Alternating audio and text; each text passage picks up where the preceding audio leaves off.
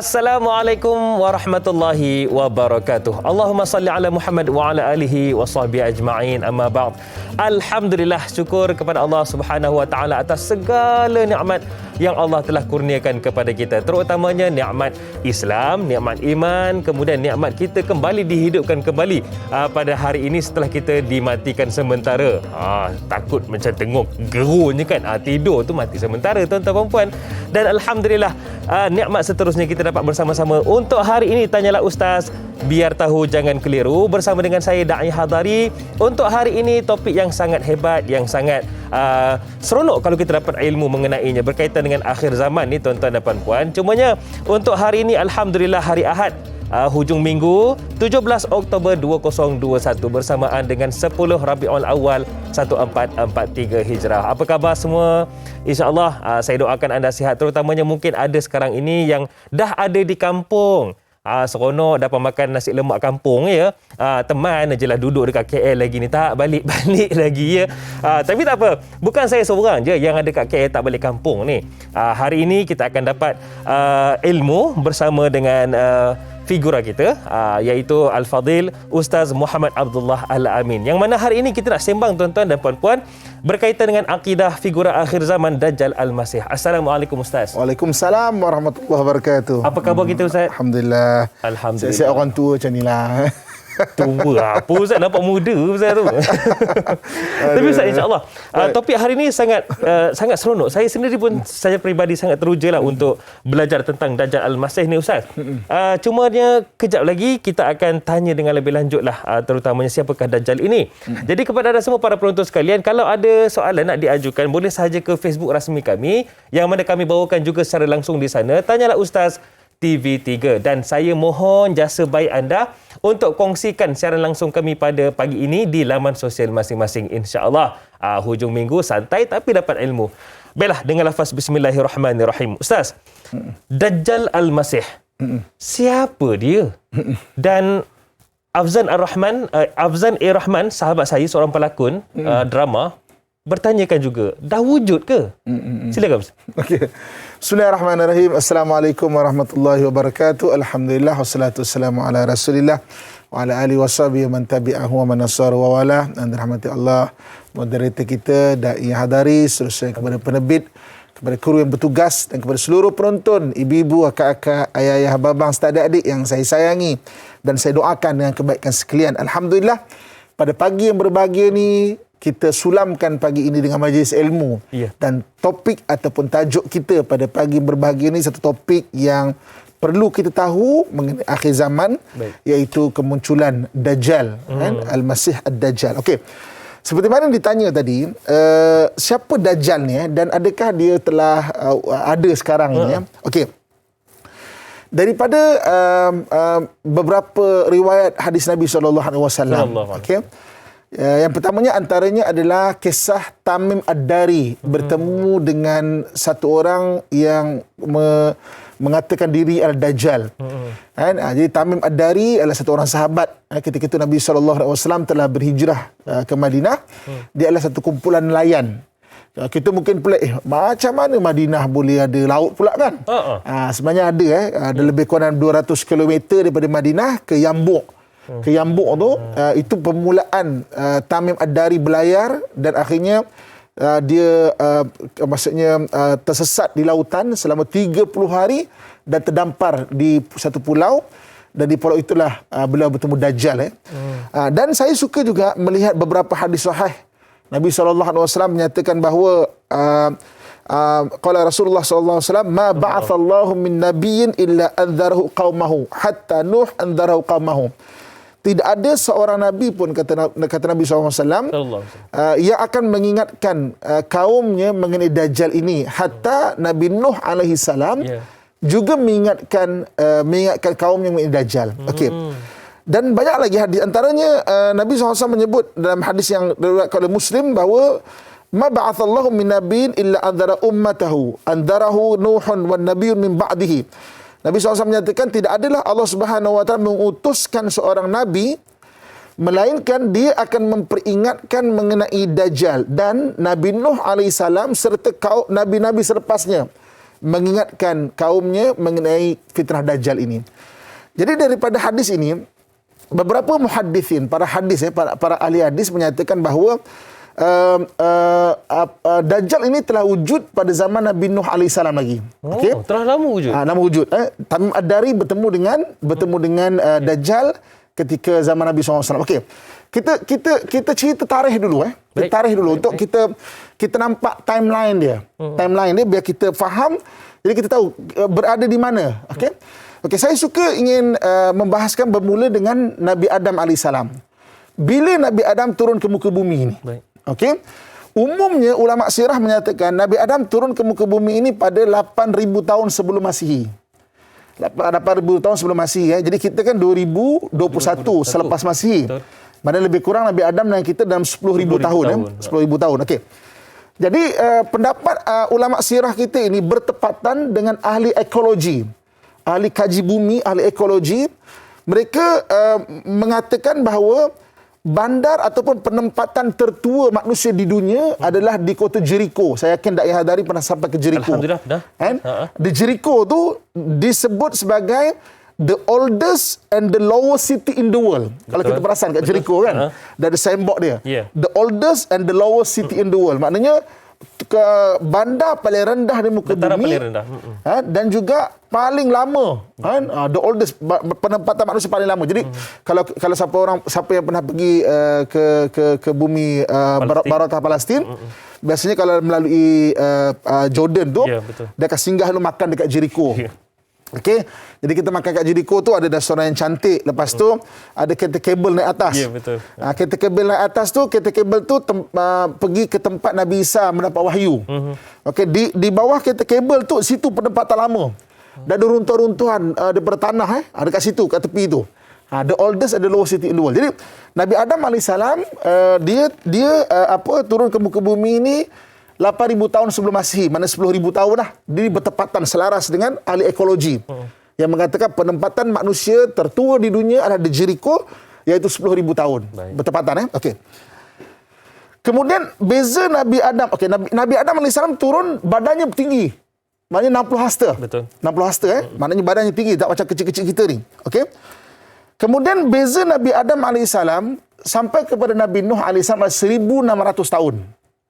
1,600 tahun. Maknanya Nabi Nuh adalah 6,400 tahun sebelum Masihi. Ya. 6,400 tahun sebelum Masihi. Okey. Jadi Nabi Nuh alaihissalam mengingatkan kaumnya mengenai Dajjal. Okey. Kemudian manusia ni macam kena reset balik. Maknanya zaman Nabi Nuh alaihissalam di reset balik manusia. Semua maknanya habis, hancur peristiwa banjir besar. Ya. Selepas itu tidak ada catatan mengenai manusia. Kita ni hilang catatan kita. Tak ada catatan kita sehinggalah ketika terbangunnya kerajaan Mesir kuno. Mesir kuno ni bila 2,500 tahun sebelum Masihi. Iaitu ketika satu orang raja Mesir bernama Khufu. Ataupun kalau di Mesir ni dipanggil Firaun. Istilah raja tu Firaun. Dia membangunkan piramid Khufu ni. Piramid Khufu ni lebih kurang 2,500 tahun sebelum Masihi. Piramid Khufu ni bukan dibangunkan oleh Firaun zaman Nabi Musa. Sebab zaman Nabi Musa 1,300 tahun sebelum Masihi. Beza dekat 1,000 tahun lebih. Jadi piramid yang gah tu yang ada dekat Mesir tu adalah Firaun Khufu 2,500 tahun sebelum Masihi. Di dalam piramid Firaun Khufu ni terdapat catatan manusia sebelum. Catatan kita hilang tau. Tapi kita boleh jumpa dekat Firaun Khufu 2,500 tahun sebelum Masihi. Nanti tuan-tuan tengok pergi kat Google, pergi type aeroplane inside pyramid. Jadi dalam catatan dalam Firaun Khufu dalam piramid itu terdapat kisah-kisah orang terdahulu. Ada image-image untuk menggambar gambar-gambar kereta kebal, teknologi, helikopter, kapal terbang sebagainya. Nanti boleh tambahkan pengetahuan kita. Di Google sekarang ni benda tu bukan rahsia dah, dikongsikan dah ramai orang. Tidak ceritanya, okey. Maknanya dan ketika Firaun Khufu, badan manusia dah kecil macam kita dah. Jadi maknanya daripada zaman Nabi Nuh alaihissalam badan besar-besar, kemudian sampai kepada zaman Firaun Khufu, badan dah kecil-kecil macam kita dah ni.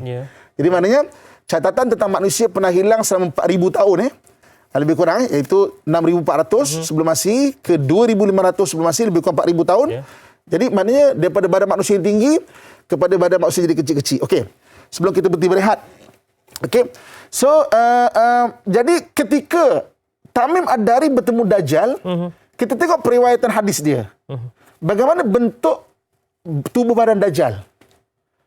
Kan? Kita tengok macam mana periwayatan Tamim Ad-Dari dalam hadis tersebut. Dalam hadis itu menyatakan satu orang yang tinggi besar, susuk badan yang besar. Susuk badan yang besar, bukan macam manusia normal.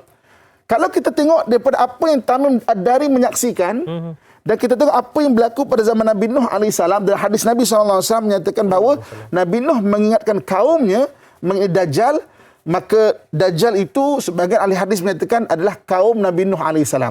Okey, nanti kita tengok macam mana perbahasan sains. Macam mana manusia boleh hidup macam beribu tahun ni? Logik ke? Logik ke secara sunatullah dia?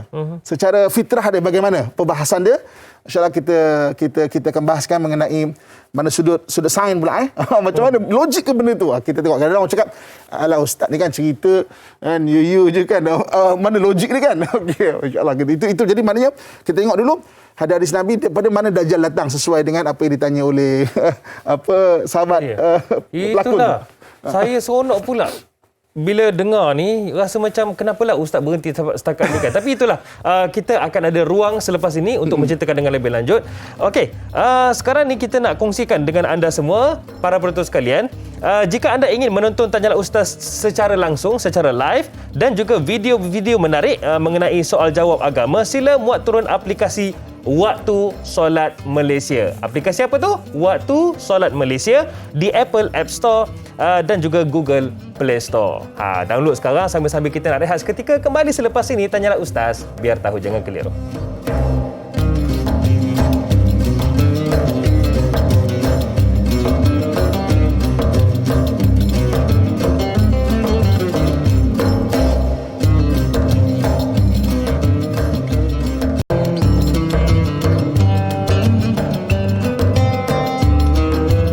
Setiap hari kita bawakan perkongsian ilmu yang berbeza, juga ahli panel yang berlatar belakang yang pelbagai dan juga berbeza. Namun tujuannya tetap sama, iaitu memberikan kefahaman dan juga berkongsi ilmu dengan anda semua. Tanyalah Ustaz, biar tahu jangan keliru. Baiklah para penonton sekalian, saya Da'i Hadari bersama dengan Al-Fadhil Ustaz Muhammad Abdullah Al-Amin. Kita sembang-sembangkan, kita dapatkan manfaat perbincangan kita pada pagi ini, lembaran ilmu kita iaitu Aqidah. Topik perbincangan kita iaitu figura akhir zaman, Dajjal Al-Masih. Baik, sebelum kita nak tanyakan kenapa digelar sebagai Dajjal Al-Masih, dan ada soalan Ustaz daripada penonton kita juga, cumanya sambungan tadi tu dari logik sains. Betul lah, daripada hadis Tamim Ad-Dari itu menceritakan tentang susuk tubuh badan yang besar. Kemudian dari logik sains tu Ustaz. Okey. Saya dalam dunia diving ni, maksudnya mengajar diving, antaranya kita mengajar pasal gases, belajar detail pasal gas. Sebab di setengah-setengah kedalaman, gas ni dia boleh jadi racun. Kan? Adalah istilah-istilah dia, oxygen toxicity dan sebagainya. Okey. Kita breathe ataupun kita breathing pada hari ini, kita bernafas pada hari ini, semua tahulah insya-Allah, sebagai ulang-ulangan kita, oksigen 21% je. 200%, 79 lagi adalah nitrogen. Okay, so kita hari ini breathing 21% adalah oksigen, 79% adalah nitrogen. Okay. Jadi kalau anda kata oksigen drop sampai 16%, kita boleh koma tau. 16% kita boleh koma, drop boleh koma. Betul kalau anda kata orang naik atas gunung, oksigen makin menipis, kan, dia kena pakai oksigen. Kalau tidak dia akan dipanggil altitude sickness. Altitude sickness macam nak muntah, mengantuk, macam tak selesa, altitude sickness. Macam kalau anda kata badan orang tolerate tak sama. Okey. 21%. Drop 16%, katakan 16%, badan kita tak boleh terima kecuali kita jadi kecil. Badan kita jadi kecil untuk sesuaikan dengan kadar oksigen. Kan? Kecil. Okey, saya nak tanya pada Da'i Hadari. Okey, kita biasa dengar pasal dinosaur. Baik. Okey, kenapa dinosaur meninggal. Mati.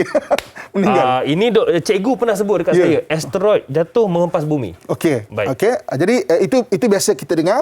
Antaranya teori adalah asteroid jatuh. Okey, kalau anda kata dinosaur tu wujudnya satu dunia kan? Baik.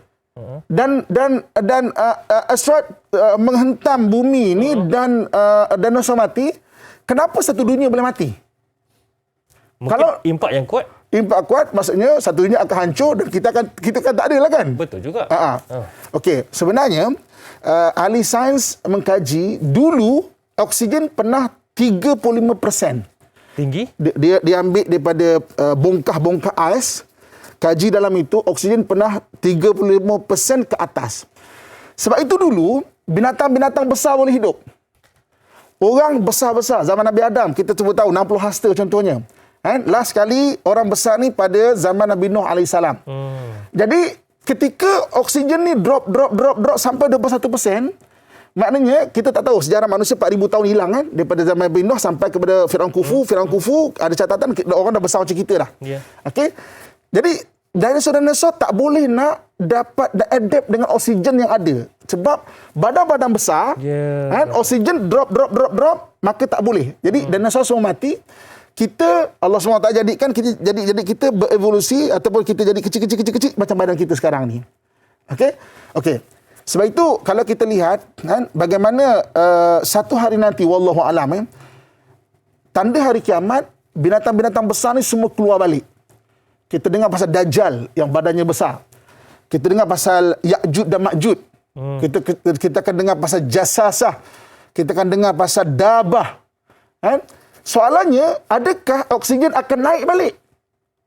Ataupun oksigen ni boleh naik balik pressure lah atau tekanan. Tekanannya. Jadi so sekarang maksudnya kita 21% dalam dekat atas darat ni dipanggil satu tekanan atau satu bar, kita panggil lah satu bar. Kalau jadi dua bar maknanya kita dah ada 42% oksigen kita. Sebab itu kenapa binatang-binatang besar akhir zaman nanti boleh keluar balik. Kita pelik tahu, Ya'jud Ma'jud keluar balik dan sebagainya. Kenapa? Macam mana boleh sesuai dengan keadaan tu? Ya, maksudnya itu yang kadang-kadang bila kita bincang mengenai gases, macam mana benda itu boleh naik balik, wallahu alam, macam-macam teori dan sebagainya. Tapi saya nak ceritanya macam mana keadaan kenapa Dajjal tak keluar sekarang lagi? Kan?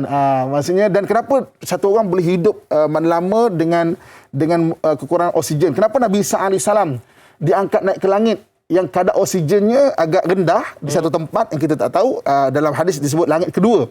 Di manakah langit kedua? Allahu alam. Jadi maksudnya sama juga akan diturunkan ke akhir zaman. Jadi mana nak ceritanya kalau sudut sainsnya bagaimana Dajjal tu kalau zaman Nabi Nuh AS masih hidup sampai sekarang, kenapa disebut maknanya ada di dalam satu pulau, dalam satu gua, yang kadar dari sudut logik sainsnya kadar oksigen tu agak rendah. Lepas tu boleh dikekalkan, maknanya dia boleh hidup kan?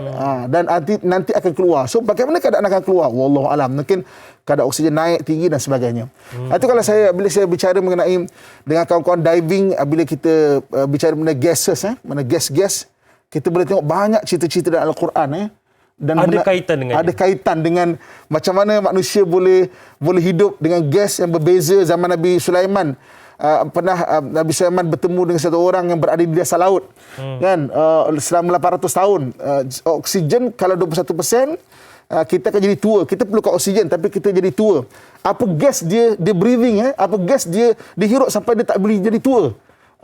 Tentang mix gas dia yang Allah SWT saya tahu rahsia alam ini. Itu yang menarik. Jadi maknanya kewujudan Dajjal kalau disebut, adakah Dajjal itu telah wujud sejak dulu? Dan kalau wujud sejak dulu, bagaimana Nabi Nuh pernah menceritakan, mengingatkan kaumnya, Tamim Ad-Dari pernah bertemu, dan sekarang ni dah daripada Tamim Ad-Dari sampai kita sudah 1,400 tahun. Kenapa dia boleh masih ada lagi? Itu jawapan paling tepat, wallahu alam bisawab. Tapi daripada apa yang boleh dikaji sebagai ilmu manusia Allah bagi, bagaimana keadaan gases yang ada dekat muka bumi ini sesuai Dan keadaan kita yang 21%. Kalau kita dia kata makin drop, sama ada kita, anak keturunan kita makin kecil, ataupun manusia akan habis. Ya, itu yang kita risaukan tu. Okey Ustaz, kalau dilihatkan topik pada hari ini, para penonton sekalian ya, topik kita hari ini iaitu figura akhir zaman Dajjal Al-Masih. Cumanya mengapa digelar Al-Masih tu? Soalan daripada Masrifah Nur Jamain. Katanya, Assalamualaikum Ustaz dan Da'i. Waalaikumsalam. Dajjal Al-Masih, adakah istilah yang bermaksud kejahatan yang akan dibawa pada hari kiamat kelak? Tentang perkataan Dajjal Al-Masih itu. Dan adakah ia dimutlakkan kepada orang yang sesat? Ataupun sosok yang memang namanya Dajjal Al-Masih? Silakan. Okey. Al-Masih ini gelaran kepada Dajjal. Dalam dunia ni ada 2 orang sahaja yang digelar Al-Masih. 2 sahaja? 2 sahaja. Satu, Nabi Isa AS. Nabi Isa Al-Masih. Yang keduanya Dajjal Al-Masih. Maknanya 2 orang. So, kita jangan pandai-pandai gelarkan diri kita Al-Masih. Sebab kita confirm bukan Nabi Isa. Mengaku pula ya. Maksudnya apa? Dajjal lah. Sebab 2 orang saja. Sama ada 2 tu. 2 saja yang bergelar Al-Masih. Okey. Al-Masih ni apa maksud dia? Al-Masih ni daripada masaha. Masaha maknanya menyentuh. Okey.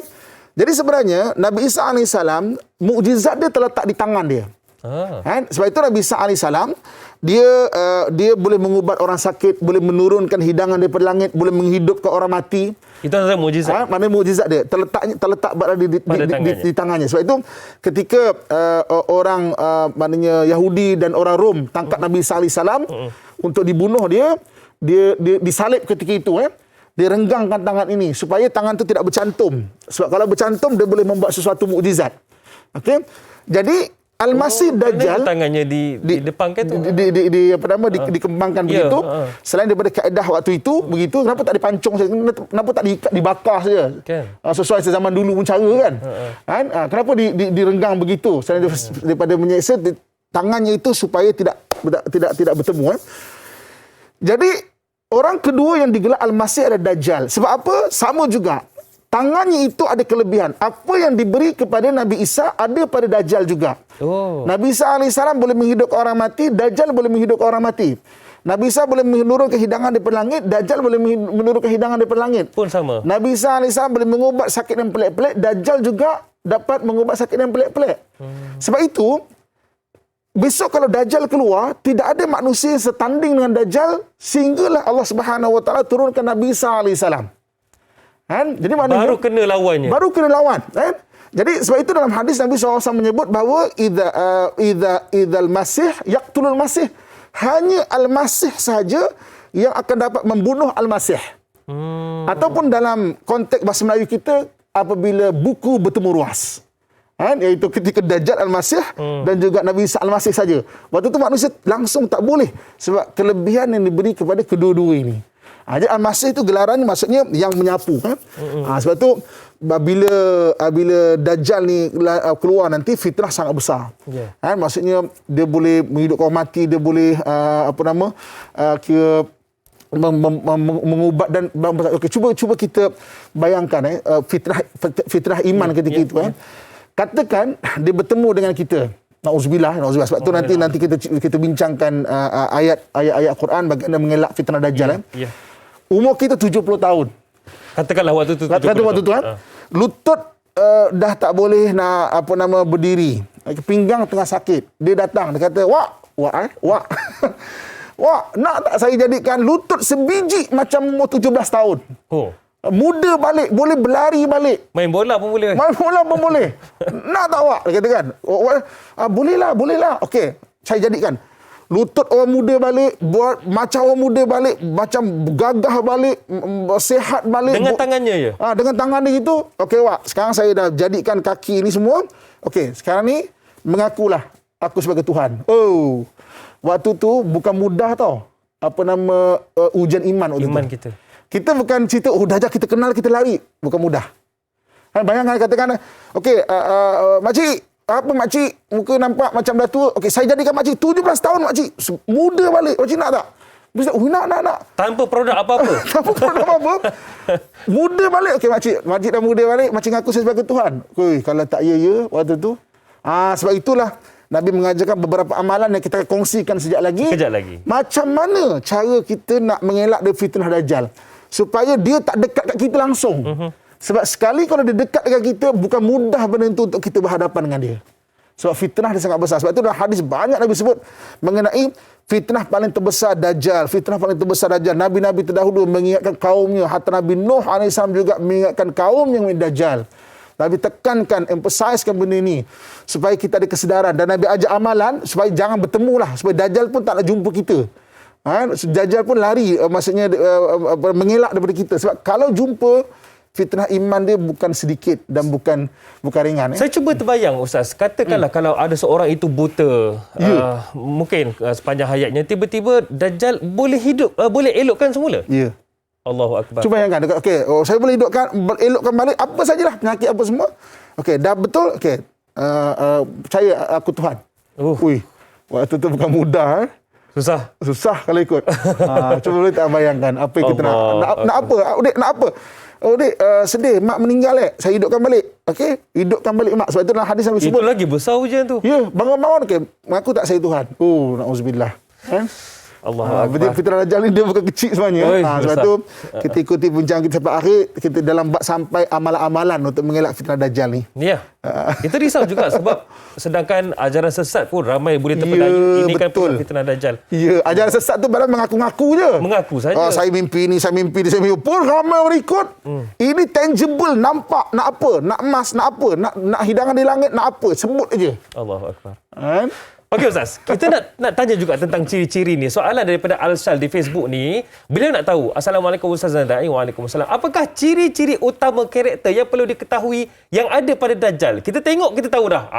Nampaknya Dajjal dah keluar. Yang tentunya akan mengelirukan manusia, tu tugasnya. Selain diketahui, ia akan menggunakan kuda putih yang setiap langkahnya sebatu satu. Maksudnya cepatlah perjalanannya. Makan api, menghembus asap, terbang atas tanah. Adakah ini benar? Dan menyeberang lautan dengan tangkas. Kemudian yang kedua, adakah tulisan kafir yang timbul di dahi Dajjal Al-Masih itu hanya untuk orang-orang Muslim sahaja yang nampak dan dapat membacanya? Okey.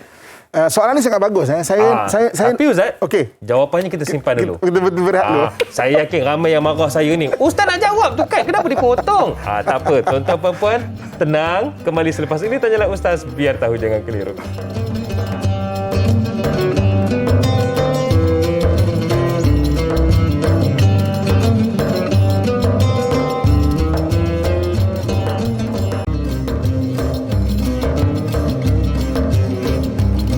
Alhamdulillah, yang ada di utara sampailah ke selatan. Tak dilupakan juga yang ada di Sabah dan juga Sarawak. Terima kasih kerana menonton kami. Tanyalah Ustaz, biar tahu jangan keliru. Tak dilupakan juga sahabat-sahabat kita yang menonton dari Singapura, Indonesia pun ada, Brunei pun ada. Menjadikan Tanyalah Ustaz sebagai pilihan anda. Alhamdulillah, terima kasih. Hari ini saya Da'i Hadari bersama dengan Al-Fadhil Ustaz Muhammad Abdullah Al-Amin, Ustaz diver kita. Kalau nak tahu nanti boleh tahu dengan lebih lanjut lah di Instagram Ustaz. Hari ini kita sembang-sembang tentang akidah figura akhir zaman Dajjal Al-Masih. Saya alu-alukan kepada anda semua untuk tanyakan soalan. Caranya macam mana, Hadari? Mudah saja. Pergi ke Facebook rasmi kami Tanyalah Ustaz TV3 dan juga boleh tinggalkan soalan di situ. Baik Ustaz, soalan tadi daripada Al-Shal yang saya potong tangkona tadi tu. Ciri-ciri karakter pada Dajjal yang kita kena tahu dan kita nampak. Dan juga perkataan kafarah itu, adakah hanya orang Muslim saja akan nampak? Okey. Kita balik kepada sebelum kita cerita ciri-ciri secara lebih detail, balik kepada apa yang saya sebut sebelum ini. Dari hadis Nabi SAW, daripada ciri-ciri yang Tamim Ad-Dari cerita badannya besar. Jadi beberapa ahli muhaddithin atau ahli hadis mereka menyatakan bahawa Dajjal adalah umat Nabi Nuh AS. So kita dah cerita dah bagaimana dia boleh hidup, macam mana boleh hidup lama. Kadar oksigen yang Allah rendahkan. Sebab tu akhir zaman kenapa binatang-binatang besar boleh keluar balik. Kenapa binatang besar yang kita tak pernah jumpa, Ya'juj dan Ma'juj, Dabah, Dajjal sendiri akan keluar balik. Mungkinkah kadar oksigen akan jadi tinggi balik seperti mana pernah dulu satu ketika dulu? Okey, Allah saja yang mengetahui. Okey, kita cerita balik zaman Nabi Adam alaihissalam. Nabi Adam alaihissalam ni turun dengan ilmu dan juga memori syurga. Betul. Dia pernah ada di syurga. Syurga tu sangat canggih sebenarnya. Betul. Minta apa saja dapat. Apa saja dapat. Okey. Macam gini lah, Dai Hadari pernah pergi negara Eropah tak? Alhamdulillah. Mana antara dia? Yang saya pernah sampai Bulgaria. Oh, okey. Kemudian beberapa tempat lain antaranya Macedonia, Balkan lah. Balkan kan? Okey. Cantik tak sana? Ui, sangat cantik. Okey. Bila Dai Hadari balik ke Malaysia, Dai Hadari ada memory sana. Betul. Jadi bila dekat Malaysia, pengalaman Dai Hadari mungkin melihat keadaan sana cantik, mungkin dekorasi rumah, mungkin cantik. Kita akan terbawa-bawa. Kita akan terbawa-bawa. Betul. Okey. Nabi Adam AS turun dengan dua benda. Satu ilmu, yang keduanya memory syurga. Sebab itu Nabi Adam AS turun bukan macam mana yang orang putih Mak Saleh kata orang gua dan sebagainya, tidak. Jadi maknanya dia membangunkan ilmu dan memori syurga. Dia ada satu pengalaman yang dibangunkan. Jadi sebenarnya daripada Nabi Adam AS sampai kepada Nabi Nuh AS, satu teknologi yang tinggi sebenarnya. Okey. Tetapi oleh kerana kaum sombong sangat, maka Allah Subhanahu Wa Taala macam reset baliklah teknologi. Saya suka bahaskan benda ini menurut Al-Quran juga. Cuba kita tengok sekarang surah Hud. Surah Hud ayat 42. Surah Hud ayat 42, bagaimana Allah ceritakan kisah Nabi Nuh AS. Allah SWT sebut bagaimana ketika banjir mulai naik, dan Nabi Nuh AS sudah berada di kapal, wahya tajri bihim fi maujikal jibal. Dia berada di tengah lautan yang dia punya ombak seperti gunung. Dan Nabi Nuh AS, wa nada Nuhu ibnahu wa kana fi mu'zilin ya bunayya arkab ma'ana. Dia menyeru anak dia yang anak dia fi mu'zilin, di tempat terpencil. Okey, Dai Hadari. Kita di sini di studio Ya. Kita memekik dekat dekat jaga sana, tak dengar tau. Betul. Tak dengar pun. Tapi kita bercakap di sini daripada Brunei, daripada Indonesia, daripada Singapura, daripada Johor, daripada Kelantan, daripada Perlis, boleh dengar. Kenapa? Teknologi. Surah Hud ayat 42, Allah bagi hint. Sebenarnya teknologi berada zaman Nabi Nuh AS. Sudah ada. Dia manggil anak dia dekat dengan satu ombak yang sebesar gunung. Anak dia fi mu'zilin, tapi anak dia boleh dengar. Sebab itu apa yang dicatat oleh Firaun Khufu, dalam piramid dia ada helikopter, ada kapal terbang, maknanya kisah teknologi sebelum dia yang dia pun tak mampu nak buat. Jadi daripada zaman Nabi Adam sampai Nabi Nuh AS adalah 1,600 tahun. 1,600 tahun. Okey. Orang kedua yang dibagi ilmu yang hebat adalah Nabi kita Muhammad sallallahu alaihi wasallam. Iaitu Al-Quran tu sendiri. Dalam Al-Quran ada 500 lebih ayat sains. Semua tak ada nafi. Sains yang berada di barat adalah hasil daripada sains daripada Islam. Al-Quran. Daripada Al-Quran. Al-Khawarizmi. Maknanya dengan ilmu matematik dia. Ibn Sina. Ilmu perubatan dia. Apa lagi? Al-Batani dengan ilmu tumbuh-tumbuhan dan sebagainya. Okey. Daripada zaman Nabi SAW sampai kepada zaman Nabi kita adalah 1,400 tahun. Betul. Kalau kita pun dah 1,400 tahun, dah canggih macam ni. Kita boleh tengok TV, kita boleh tengok ni, ada telefon, ada apa semua. Betul. Kalau kita nak tahu apa yang ada pada zaman Nabi Nuh AS, lagi 200 tahun. Sebab Nabi Adam sampai Nabi Nuh 1,600 tahun. Itulah teknologi yang ada. Sebab itu, kenapa Dajjal ketika dia bangkit balik, dia tak heran teknologi kita ni. Soalan macam bahasa kitabnya sihir. Kalau bahasa modernnya, teknologi yang ada ketika itu pada dia. Yang sangat maju. Sebab tu dia boleh buat apa saja. Dan dia tak respect ini. Sebab tu saya suka melihat pembacaan surah Kahfi bukan saja di sudut getaran ataupun letupan-letupan bahasa itu. Tapi apakah rahsia di sebalik surah Kahfi itu? Yang sampai Dajjal tak berani nak dekat bagi orang yang membaca surah Kahfi. 1 sampai ayat 10. Dan juga 2 ayat akhir. Bukan saja di sudut bacaan getaran-getaran ditakuti Dajjal, tapi apa rahsia dia? Kita tunggu ulama-ulama kita, Allah akan buka ilmu ni yang sampai boleh menggerunkan Dajjal sebenarnya. Jadi maksudnya ciri-ciri Dajjal adalah dia menipu orang dengan sihirnya. Tapi saya suka untuk menamakan dia sebagai satu teknologi yang tak ada kat zaman kita. Sekarang ni kita nak pergi US. Nak pergi US, bayangkan nak pergi US sini, pergi ke US naik kapal terbang lebih kurang 30 jam ke atas lah. Lebih kurang. Elon Musk sedang membuat satu orang terkaya di dunia kan, sedang membuat satu macam tempat transit dekat angkasa. Kata kita daripada Malaysia besok naik di tengah kaji, naik transit dekat angkasa ni, bumi kan berpusing. Turun balik 3 jam 4 jam sampai US. Kan? Maknanya itu pun manusia telah mula explore sekarang. Macam mana kita lihat dalam hadis, dia boleh melenting 1 saat sampai ke timur barat. Maknanya ada satu teknologi yang lebih lagi yang pling pop sampai sana terus. Yang manusia sekarang ni, kita pun 1400 tahun pun dah canggih macam ini. Bayangkan gitu-gitu. Sebab itu kenapa dalam nabi-nabi dia ada ulul azmi. Ulul azmi ni mana orang yang hebat dakwah dia. Betul. Ada 5 orang ulul azmi. 4 orang daripadanya adalah lawan satu tokoh. Okey. Nabi Musa lawan Firaun, Nabi Ibrahim lawan Namrud. Betul. Okey, siapa lagi ulul azmi? Nabi Isa alaihissalam lawan Herod the Great. Kemudian ulul azmi lagi Nabi Musa alaihissalam lawan Firaun. Nabi Nuh alaihissalam ulul azmi. Siapa tokoh yang dilawan? Satu kaum yang sangat sombong sampai tak perlukan Tuhan. Apa kau Nuh naik kapal? Kita dah ada canggih kemajuan. Kenapa kau Nuh ni? Kenapa ulul azmi? Nuh adalah satu-satunya Nabi yang tak lawan dengan tokoh, tapi lawan dengan satu kaum. Satu kaum yang sombong, yang kemudian Allah hapuskan. Macam mereka tak perlukan Tuhan. Bayangkan dari kita 1400 tahun teknologi macam ini pun ada orang yang tak perlukan Tuhan. Orang etis, orang sombong. Boleh bayang tak apa yang berlaku zaman Nabi Nuh AS? Kesombongan kaum dia waktu tu. Kalau dia sombong yang sekadar seperti mana orang putih gambarkan memburu pakai tombak, apa tak sombong sangat memburu pakai tombak? Tombak kan? Je pun. Tombak je pun. Tapi kenapa macam ni mereka terlalu sombong sampai memang tak perlukan Tuhan? Kerana teknologi yang maju. Ya, apa yang berlaku zaman sekarang? Sebab itu apa yang berlaku zaman sekarang disebut sebagai jahiliah kedua kan. Apa yang pernah berlaku pada Nabi-Nabi terdahulu. Itu pun kita sombong. Baru 1400 tahun kita sombong. Bayangkan zaman dulu punya dah 1600 tahun pergerakan teknologi itu kan. Allah. Sebab itu antara ciri-ciri dia memang dia berlompat terus sekelip mata. Dia boleh pergi berpindah tempat ke tempat dan dekat dahi dia ada tulis kafara, kafir, yang semua orang boleh lihat. Tak kisah orang Islam ke orang semua orang boleh lihat.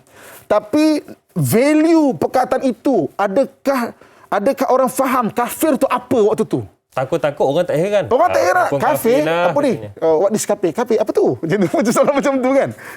Contoh macam saya pernah train diving ni. Baik. Dalam public safety diving dekat Georgia, dekat US Georgia US tu dekat dengan Fort Benning. Fort Benning ni tempat tentera kat sana Diorang ada patch infidel. Infidel tu mana kafir.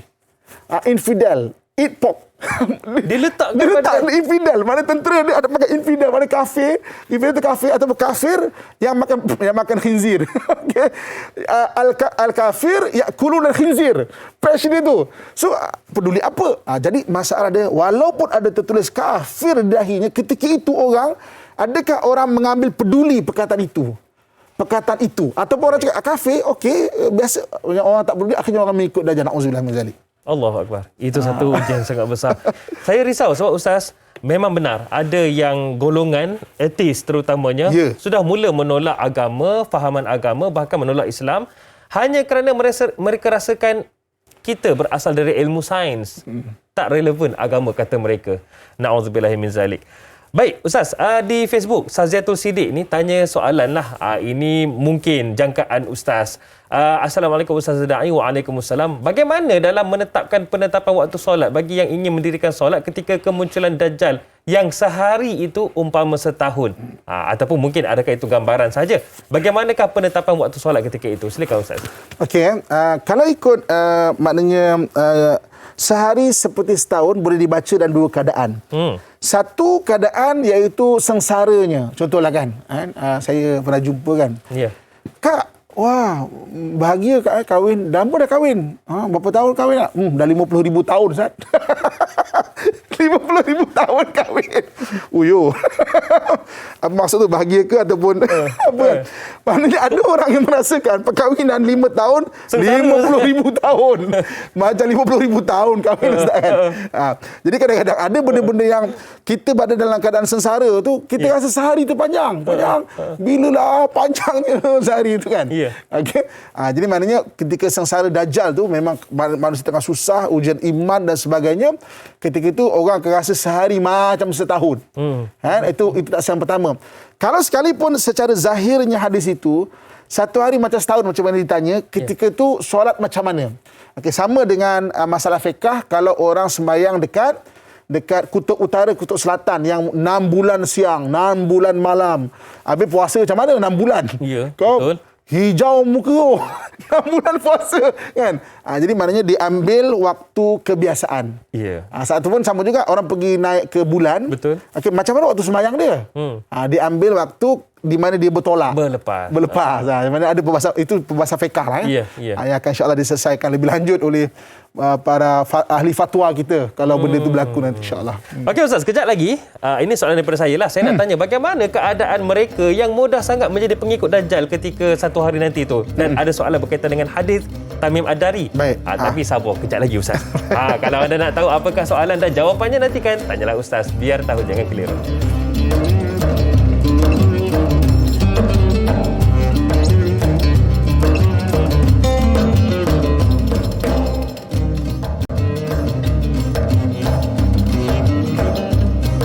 Para penonton sekalian, perasan atau tidak, setiap hari pasti kita akan berdepan dengan pelbagai persoalan. Bahkan ada pertanyaan-pertanyaan yang membelenggu fikiran kita. Tapi jangan risau, kerana sekarang ini dalam Tanyalah Ustaz, biar tahu jangan keliru, ada segala jawapan, ada penyelesaiannya.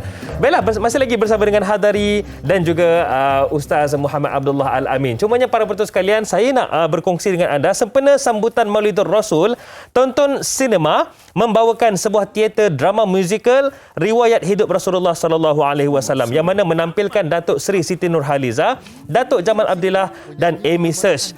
Saksikan sirah junjungan Tahajud Cinta di Tonton Sinema bermula 19 Oktober ini. Itu dia, kalau boleh dapat lihat bagaimana sedikit klip yang kami dapat tunjukkan kepada anda. InsyaAllah sama-sama kita boleh tonton sirah junjungan Tahajud Cinta. Baik, alhamdulillah, hari ini kita bincangkan tentang topik kita, iaitu Al-Masih Ad-Dajjal ataupun Dajjal Al-Masih ini. Baiklah Ustaz, kita nak tahu jugalah berkaitan dengan apa yang diriwayatkan, bagaimana keadaan pengikut-pengikut ataupun manusia ketika itu yang mudah sangat terpedaya dengan Al-Masih Ad-Dajjal, dan mungkin ada sesuatu yang Ustaz nak kongsikan. Silakan. Okey. Sebab itu kita tak bertemu dengan fitnah itu, nauzubillah. Sebab itu dalam hadis yang disebut al-fitnatun naimah, fitnah itu tidur. La'anallahu man aiqadhaha, maknanya laknat Allah bagi orang yang mengejutkannya. Okey. Jadi benda-benda fitnah ni jangan diminta. Fitnah ni, apa maksud fitnah? Fitnah ni daripada perkataan fatana ni mentarikkan. Ada orang nama Fatin kat sini. Fatin tu maknanya orang tarikkan. Kalau Fatin dengan to, orang bijaksana. Fatin ada tarikan. Jadi fitnah ni adalah tarikan. Apa yang difitnah antaranya adalah perempuan. Contohnya kan. Sebab perempuan dia ada tarikan dia. Orang perempuan rosak kereta kat tengah jalan. Tak payah ditahan-tahan, ada orang berhenti. Betul. Orang lelaki belum tentu lagi. Tunggu daripada tengah hari sampai petang, sampai malam, tak ada orang tolong. Okey. Antara yang difitnah adalah dunia. Dia ada tarikan dia. Antara yang ada fitnah adalah Dajjal. Sebab itu ada fitnah Dajjal. Dan fitnah Dajjal paling terbesar. Sebab itu pertama sekali kita jaga diri kita, jaga ahli keluarga kita, ingatkan hadis-hadis ini. Dan saya suka untuk mengimpankan benda sunnah. 3 benda sunnah: berenang, memanah, berkuda. Dia bukan saja aktiviti sukan menyihatkan badan, tapi ada kaitan. Kita buat tu ingat Nabi. Dia kena ada benda yang kita bonding dengan satu benda, dengan Allah dan juga Rasul. Sebab ketika kita, contoh gini lah, saya banyak jumpa kan, orang pergi belajar luar negara, orang pergi jauh daripada keluarga dia. Saya kata, macam mana awak boleh jaga diri awak? Saya teringat pesanan mak saya. Saya kalau nak buat jahat kan, teringat kesian mak kat kampung. Dia teringat benda itu. Jadi ketika itu kita kena ada bonding yang kita dapat dengan Nabi. Antaranya kaitkan kita dengan Nabi. Antaranya adalah sunah-sunah Nabi. Dan benda yang sekarang lah yang aktiviti bergerak untuk anak muda kan. Memanah, berkuda, berenang, dia kita sambil kita buat benda tu dan kita sihat, kita ada rasa aku mengamalkan sunah Nabi. Jadi maknanya ketika itu kena banyak ingat Allah, ingat Nabi, ingat Allah, ingat Nabi, ingat Allah, ingat Nabi. Dan surah Al-Kahfi sendiri adalah surah berkata keimanan yang mengingatkan kita dengan Allah Subhanahu Wa Taala. Sebab sekali datang depan mata, nauzubillah, jangan minta jumpa lah. Biarlah dia tak datang kat kita. Sebab belum tentu kita lepas tau. Dengan fitnah dia yang sangat besar tu. Betul. Macam mana orang boleh jadi teruja mengikut dia bila tidak ingat Allah dan juga Rasul? Saya teringat ada pesanan ulama menyatakan apabila tibanya Dajjal itu maka ikatlah isteri dan anak kamu. Nak menunjukkan betapa besarnya fitnah Dajjal tu. Allahu Akbar. Auzubillahi min zalik. Baiklah Ustaz. Dikabarkan tadi Ustaz ada nak bercerita sesuatu tentang bagaimana tanda-tanda Dajjal itu akan keluar Ustaz. Okey. Kita cerita mengenai kisah hadis Tamim Ad-Dari. Okey, Tamim Ad-Dari ni satu golongan sahabat. Kita pernah cerita tanya Ustaz sebelum ni. Kita ulang balik. Satu orang sahabat yang nelayan. Madinah ada laut ke? Ada 200 km daripada Madinah kurang lebih ada satu tempat bernama Yambuk. Yambuk ni laut. Saya kalau bawa pergi umrah, Jumaat semua selesai, saya akan bawa ke sana. Ambil taksi, siapa-siapa nak diving, saya bawa. Kalau kat Madinah dekat Yambuk. Kalau dekat Mekah dekat Jeddah. Pergi diving Jadi maknanya bermula di situ. Dia berlayar turun ke arah selatan, maknanya ke bawah. Okey, nak senang faham. Semenanjung Tanah Melayu macam semenanjung Tanah Arab macam semenanjung Tanah Melayu kedudukannya. Tak senang faham kan? Mekah ni adalah Kuala Lumpur. Kedah ni macam Madinah lah ke atas. So jadi maknanya daripada Kedah tu dia turun ke bawah ke Johor di mana turun ke bawah ke Yaman menuju heading dia ke arah timur. Timur ni kemudian dia lost, dia hilang arah dia selama 30 hari di lautan, terdampar di pulau. Okey. Kalau kita heading 30 hari ke timur, tempat yang banyak pulau, 2 tempat saja. Sama ada Maldives ataupun bahagian-bahagian kita, kepulauan kita. Wallahu alam. Di mana? Sebab tak nampak lagi kepulauan tempat lain heading sebelah ke timur. Belah timur yang banyak pulau Maldives ataupun belah-belah kita ni. Belah Nusantara lah. Wallahu alam. Dan hadis pun Nabi sebut Dajjal tu akan keluar daripada timur. Wallahu alam. Jadi maknanya ketika Tamim Ad-Dari bertemu terdampar di pulau, dia lega. Tengah lautan tak jumpa apa darat. Saya pernah diving yang boat lost. Heading tak tahu ke mana nak balik ke Pulau Tioman hati-hati dudak dengan boat minyak dan nak habis. Tamim Ad-Dari itulah perasaan dia. Macam mana bekaran air nak habis, tiba-tiba terdampar kat pulau. Lega rasa. Sampai di pulau tu dia bertemu dengan satu binatang dipanggil jassasah. Jassasah ni berbulu, tidak tahu mana ekor dan mana kepala. Tiba-tiba jassasah ni bangun dan jassasah ni beritahu Tamim Ad-Dari, "Oi, ada orang macam kau tapi besar, ada kat gua tu sana tu. Kau pergi kau jumpa." Maka dia pun dengan 30 orang kawan dia ni, sebab tu perjalanan Tamim Ad-Dari dipanggil The Journey of Thirties. Perjalanan 30 orang Dan sampai di sana bertemu satu orang diikat di rantai, orangnya besar, sebab tu saya kata dia adalah umat Nabi Nuh AS. Umatnya badannya besar. Dia bertanya 4 soalan. Yang pertama soalan dia kata, "Okey, kau daripada mana?" "Okey, aku dari tanah Arab dan sebagainya." "Okey, adakah kurma di Bisan telah ada?" Kita lagi 30 saat kita tengok klip dia, kurma di Bisan Di Bisan. Bisan ni adalah tempat yang banyak. Bisan ni antara Jerusalem ke Nazareth. Dia banyak tempat air mineral. Memang subur. Maka Dajjal kata apa? Nanti dia akan pokok-pokok kurmanya akan kering, tak tumbuh dah. Tak akan ada pokok lagi. Cuba kita tengok klip di Bisan. Maknanya air mata Bisan ataupun dipanggil Bit Syi'an. Dalam bahasa Hebrew dia Bit Syi'an. Ni tengok ni. Bit Syi'an ataupun Bisan, utara Palestin. Okey, kalau kita tengok di sini, dia memang banyak di Bisan ni banyak tempat air mineral. Kita perasan tak satu kisah bagaimana kisah dalam Quran Jalut dan Talut. Betul. Kan Jalut dan Talut naik bukit, turun bukit nak lawan Jalut ni, Talut ni kan.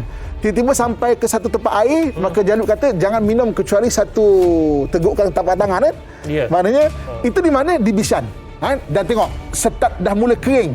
Kawasan di Bisan sudah mula kering Dulu penuh dengan pokok-pokok. Okey, dan Dajjal kata, bagaimana keadaan di Bisan? Adakah kurmanya telah berbuah? Ya. Nanti dia tidak akan berbuah lagi. Kata Dajjal. Dan sekarang di Bisan sudah mula pelan-pelan pokok sudah tidak berbuah. Baik. Okey, itu soalan pertama, kan? Maknanya Dajjal tanya kepada Tamim Ad-Dari. Okey, soalan kedua. Mungkin sebelum kita berarti kita soalan kedua. Dajjal bertanyakan mengenai Tasik Galili. Saya pernah sampai tu. Ya. Siapa yang pernah pergi Palestin mesti dia akan sampai. Tasik Galili ni dia dipanggil Buhairah Al-Jalil. Galili ni bahasa orang putih atau bahasa Hebrew lah. Galili, Jalil, Al-Jalil. Buhairah ni maknanya Tasik Galili. Okey, dekat Tasik Galili ni banyak kisah. Kan kita baca Quran kisah manusia ditukar jadi monyet. Dekat situ, kan? Maksudnya di Tasik Galili itu juga. Tasik Galili ni dan Dajjal tanya, adakah dia masih berair? Ya, Tasik Galili itu masih berair. Dajjal kata apa? Nanti dia akan kering. Dan sekarang Tasik Galili, saya diver, kita tahulah kedalaman air. Tasik Galili dalam sekarang ni lebih kurang dalam 50 meter lah dalam. Setiap tahun secara konsisten sekarang ni surut 1 meter, 1 meter, 1 meter. Surut 1 meter. Kalau konsisten 1 meter, maksimum 50 tahun, dengan 50 meter kan, akan kering. Jom kita tengok klip mengenai Tasik Galili. Kan? Kita bawa penonton-penonton pergi ke sana. Okey, ini Tasik Galili. Ini adalah dulu penuh dengan air. Tasik ini penuh dengan air. Ini laluan, bayangkan ini laluan untuk pergi ke bot. Kanan kiri ni ini pokok gharqad belah kiri. Baik.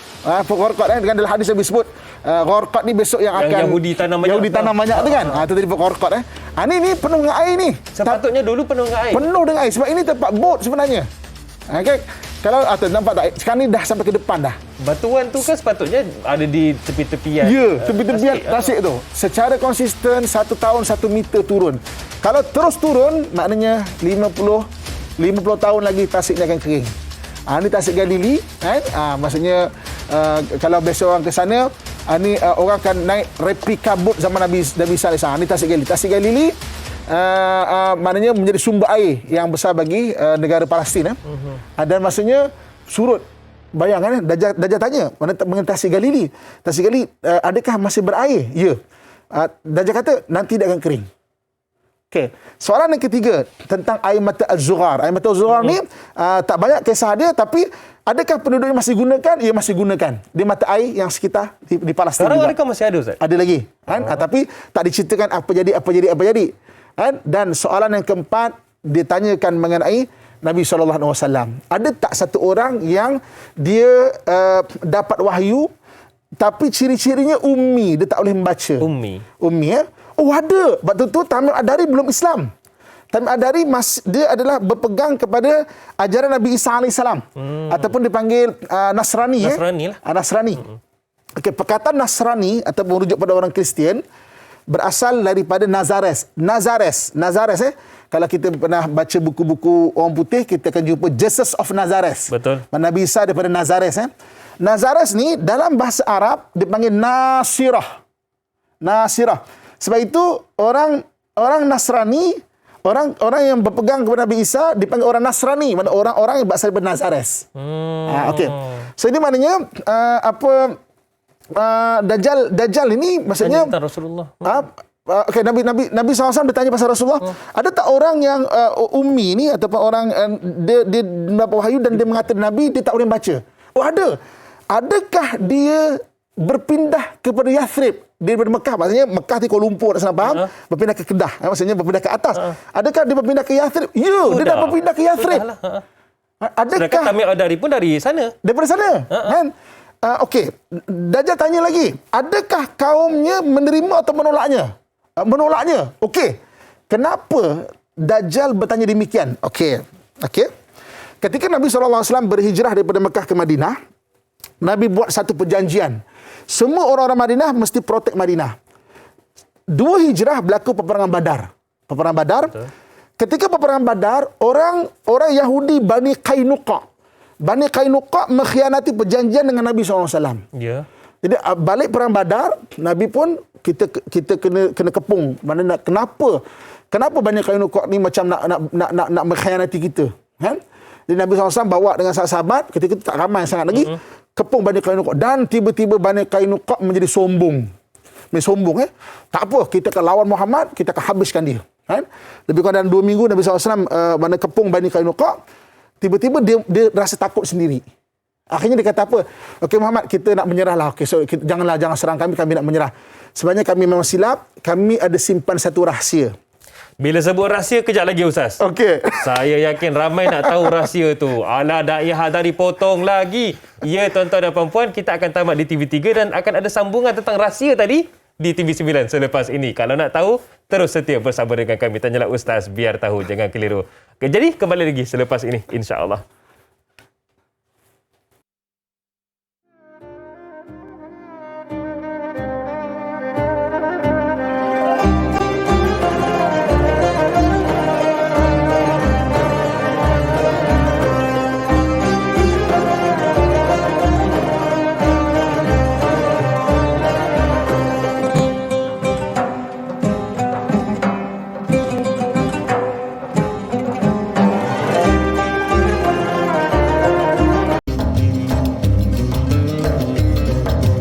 Terima kasih para penonton sekalian kerana terus bersama dengan kami dalam Tanyalah Ustaz, biar tahu jangan keliru. Dan Alhamdulillah seperti biasa Tanyalah Ustaz, kita bawakan topik-topik yang berbeza, ahli panel juga berlatar belakang yang berbeza, tujuannya untuk memberikan kefahaman, berkongsi ilmu dengan anda semua. Dan Alhamdulillah kami terus teguh berdiri atas sokongan dan juga tontonan anda semua.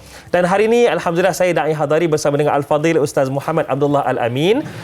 Kita bicarakan tentang akidah, topik besar kita. Kita fokuskan kepada figura akhir zaman, Dajjal Al-Masih. Baiklah, saya nak kongsikan dengan anda semua sekali lagi. Kalau anda ataupun jika anda ingin menonton Tanyalah Ustaz secara langsung, secara live dan juga video-video menarik mengenai soal jawab agama, sila muat turun aplikasi Waktu Solat Malaysia. Okey, boleh muat turun aplikasi Waktu Solat Malaysia di Apple Store dan juga Google Play Store. Cepat sekarang, jangan tangguh-tangguh. Baiklah Ustaz, Alhamdulillah. Kita bicarakan tentang Dajjal Al-Masih ni. Tadi Ustaz ada nak ceritakan tentang rahsia. Okay. Apa rahsia tu Ustaz ketika Tamim Ad-Dari bertemu dengan Dajjal tu? Kita recap balik. Baik. Ketika Tamim Ad-Dari bertemu Dajjal, dia bertanya mengenai beberapa soalan. Antaranya mengenai bit Syi'an ataupun bisan. Yeah. Bisan tu berada di Palestin. Kita dah kongsikan video tadi. Pokok kurmanya memang subur, nanti akan tidak berbuah, kata Dajjal. Kemudian keduanya Tasik Galili. Tasik Galili itu akan surut air dia. Dan yang ketiga mengenai air mata Zuhar. Dan yang keempatnya mengenai ada tak satu orang yang telah menerima wahyu dan bagaimana keadaan kaumnya menentang. Okey. Dan bagaimana keadaan dia berhijrah, adakah dia telah berhijrah ke Yathrib? Ia telah berhijrah ke Yathrib dan orang Arab mula mentaati dia. Jadi maknanya, kalau macam tu, maknanya beruntung orang mentaati dia. Okey. Jadi kita balik kepada kisah bagaimana ketika Nabi selepas perperangan Badar, orang Bani Qainuqa ni, dia mengkhianati perjanjian Madinah. Maka Nabi kepung dia. Tiba-tiba dia menjadi sombong. Tak apa, kita lawan Muhammad ni kan. Tapi tiba-tiba lepas kepungan tu, dia rasa takut sikit. Dia kata, okey Rasul, jangan apa-apakan kami. Kami sebenarnya ada satu rahsia. Rahsia. So, apa dia? Sebenarnya kami memegang 3 bilah pedang daripada Nabi-Nabi terdahulu. Okay? 1 pedang daripada Nabi Ibrahim AS, 2 pedang daripada Nabi Daud AS. Okay. 1 pedang daripada Nabi Ibrahim namanya Al-Qul'a. Al-Qul'a ni pedang yang Nabi Ibrahim gunakan. Okay. Yang keduanya iaitu Al-Hataf dan Al-Battar. Okey, 2 pedang ni dibuat oleh Nabi Daud. Nabi Daud kita tahu, Nabi Daud kelebihan dia boleh melunakkan besi. Sebab zaman itu perpindahan Bronze Age ke Iron Age. Maknanya besi baru ditemui dan sesuai dengan keadaan ketika itu Allah kurniakan kepada Nabi Daud AS, dia boleh menempa besi dengan tangannya. Okey, siapa yang biasa dengan ilmu metallurgi? Ilmu metallurgi ni ilmu besi ya. Besi ni kalau anda kata kita nak supaya dia lembut, mudah dibentuk, dia kena dipanaskan sehingga 750 darjah Celsius. Takat lebur. Lebur 1500 kena lebur tu Maknanya untuk bentukkan. Bayangkan kalau dalam keadaan ketika Nabi Daud tangannya boleh menjadi panas sepanas itu sehingga boleh melenturkan besi. Itu mukjizat kita takkan ada tangan macam tu kan. Takkan ada. Kena exhaust motor pun menangis. Okey. So jadi maknanya ada 3 pedang, satu Al-Qul'ah, satu Al-Hataf dan satu lagi Al-Battar. Dan Al-Battar ni dibentuk Nabi Daud AS. Okey, timeline ni bila? Nabi Ibrahim ni 1800 tahun sebelum Masihi. Nabi Daud ni 1000 tahun sebelum Masihi. 1000 tahun sebelum Masihi. Memang kalau 3000 tahun perpindahan zaman Bronze Age ke Iron Age, Okey. Jadi Nabi Daud AS menempa Al-Battar dengan tangannya, dan dalam dekat pedang Al-Battar ni juga dipanggil sebagai maknanya pedang Nabi, kerana terdapat beberapa nama Nabi-Nabi. Nabi Daud alaihissalam, Nabi Zakaria, Nabi Yahya, Nabi Isa, Nabi Musa dan Nabi kita Muhammad sallallahu alaihi wasallam. Sebenarnya orang Bani Kainuqa, orang Yahudi Bani Kainuqa tahu dah pedang tu perlu diserahkan. 3 pedang ni dia kena diserahkan kepada Nabi akhir zaman. Dia pegang amanah pedang ni. Orang lain tak tahu. Jadi maknanya dia kena serahkan Nabi akhir zaman. Bila Nabi SAW maknanya dilantik menjadi Rasul, dia kata, bukan. Kita nak Nabi akhir zaman lahir daripada Bani Israel juga. Mereka nak Bani Israel. Sebab tu mereka tak serahkan. Tapi ketika dikepung, Nabi pun tak tahu mengenai pedang ni. Maka pedang ini diberikan kepada Nabi SAW. Dan mengikut beberapa pandang ahli sirah, pedang Al-Battar ini pedang yang akan digunakan oleh Nabi Isa AS nanti untuk membunuh Dajjal. Dalam hadis Nabi SAW sebut, yuqtalu Dajjal bibabil Lut. Dajjal akan dibunuh di pintu kota Lut. Kota Lut ni 15 km daripada Tel Aviv. Dan orang Yahudi buat pengkalan tentera dekat sekitar Lut itu. Nanti kita cerita sikit mana orang Yahudi, tapi kita tengok klip. Ada klip lagi. Bagaimana keadaan kota Lut dan di mana Dajjal dibunuh. Kota Lut ni dia ada dua pintu, satu pintu barat, satu pintu timur. Mana satu? Pintu barat atau pintu timur? Kita tengok klip kita. Mungkin kita boleh tengok sama-sama bagaimana klip ni. Assalamualaikum warahmatullahi wabarakatuh. Kita berada di Kota Lut sekarang, dan dalam hadis Nabi SAW, Nabi ada menyatakan bahawa yuqtalud Dajjal bi babin Lut. Dajjal akan dibunuh di pintu Kota Lut. Jadi pintu Kota Lut ni dia ada 2 bahagian, satu pintu bahagian barat dan satu lagi di pintu di bahagian timur. Jadi sebahagian ahli tafsir hadis menyatakan bahawa tempat Dajjal tu dibunuh adalah di pintu bahagian timur. Wallahu alam. Tapi yang pastinya di akhir zaman nanti maka akan keluarlah satu tokoh yang mengajak orang menyembah syaitan, iaitu Dajjal laknatullah, dan Dajjal ini akan dibunuh oleh Nabi Isa AS yang membawa menjaga manusia untuk bertauhid ke Allah Subhanahu wa taala. Dan yang hebatnya Nabi telah memberi isyarat bahawa ia akan dibunuh di pintu Kota Lut. Okey. Gambar Ustaz berada di situ, itu adalah pintu gerbangnya? Pintu gerbang Kota Lut bahagian timur. Kota Lut ni ada 2 pintu gerbang, satu bahagian barat, satu bahagian timur. Itu pintu bahagian timur. Seperti mana yang disebut Nabi SAW, Dajjal akan dibunuh di situ. Di mana pedang Al-Battar tu wallahu alam, tapi secara official dia, secara rasmi dia, sebab barang Nabi last kali berada di tangan Khalifah akhir sekali Khalifah Utsmaniyah, maknanya dipadam dari sejarah pada tahun 1924. Di barang Nabi banyak berada di Museum Topkapi di Istanbul. Turki. Jadi kalau secara rasmi dia, pedang Al-Battar tu berada di Museum Topkapi, tapi adakah itu yang betul ataupun tidak, wallahu alam. Ada 3 bilah pedang yang disembunyikan oleh orang Yahudi. Orang Yahudi ni nak biar Nabi akhir zaman tu lahir daripada Bani Israel. Sebab lepas mereka bunuh Nabi Zakaria, Nabi Yahya, Nabi Isa diangkat ke langit pada kurun pertama Masihi, mereka tunggu tak ada Nabi diutuskan kepada kaum mereka. Akhirnya mereka yakin sangat bahawa Nabi akhir zaman akan lahir di satu tempat bernama Tihamah. Nabi Isa kata Tihamah. Tihamah ni tanah rendah yang banyak tumbuh pokok tamar. Akhirnya mereka yakin sangat tanah rendah yang banyak tumbuh pokok tamar ini ada di Yathrib. Mereka berpindah beramai-ramai ke Yathrib. Yathrib itu sekarang Madinah. Dan kenapa orang Yahudi berada di Madinah? Sebab mereka berpindah, beranak penak di situ, supaya biarlah Nabi akhir zaman lahir daripada Bani Israel juga. Tapi rupanya Tihamah tu Allah kena ke Mekah rupanya. Sebab itu Allah sebut dalam Quran, wa ma tafarraqal ladzina utul kitaba illa min ba'di ma ja'atumul bayyinah. Tidak berpecah belah ahli kitab itu melainkan ketika Nabi datang membawa tanda-tanda kenabian. Jadi ahli kitab sebagian beriman, sebagian kata tak, kita nak ada berbani Israel juga. Sebab Nabi lahir pada tahun 570 Masihi.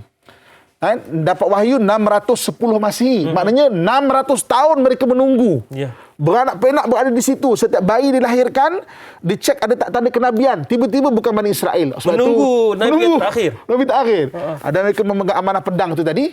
Dan mengikut sebagai ulama sirah, pedang Abatar itulah yang akan digunakan oleh Nabi Isa AS untuk membunuh Dajjal di Babum Lut. Wallahualam. Allahu Akbar. Saya seronok pula bila kita dapat yelah rentetan cerita satu demi satu tu. Tapi saya yakin ada lagi yang kita akan tanyakan kepada Ustaz, terutamanya ada soalan daripada para penonton kita. Cuma kita akan rehat seketika Ustaz. Kepada anda semua, kembali selepas ini tanyalah Ustaz, biar tahu jangan keliru.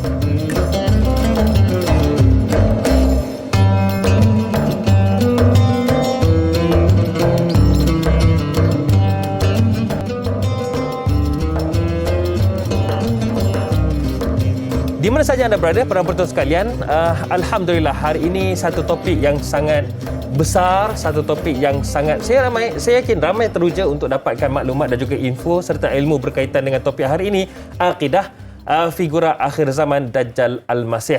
Jadi saya yakin banyak juga yang terjawab soalan-soalan ini dan alhamdulillah Ustaz Muhammad Abdullah Al-Amin bersama dengan kita. Baiklah Ustaz, ada soalan yang saya yakin kita perlu raikan juga. Mazni Hassan di Facebook ni katanya, Assalamualaikum warahmatullahi wabarakatuh Ustaz. Waalaikumsalam. Ke mana saja Dajjal pergi, pasti dia akan membawa dua benda, iaitu api yang menyala-nyala dan sungai yang mengalir. Dan Nabi SAW berpesan, jika diberi pilihan antara keduanya, maka pilihlah api yang bernyala-nyala. Apakah maksud pesanan itu? Kemudian saya terfikir juga ada satu soalan ini. Betul ke wujud gerakan yang mana menantikan kehadiran Dajjal ini? Silakan. Okey. Soalan yang ditanya oleh Puan Mazni tadi, okey. Dajjal memang membawa kemewahan. Diibaratkan seperti sungai kan. Sungai yang mengalir. Sungai ni kan maknanya airnya segar kan. Okey. Dan di negara Arab sungai jarang-jarang ada. Jadi kau jumpa sungai itu macam wow kan. Kita pun sungai pun macam wow juga. Yalah, kan. Lepas PKP semua mandi sungai. Okay.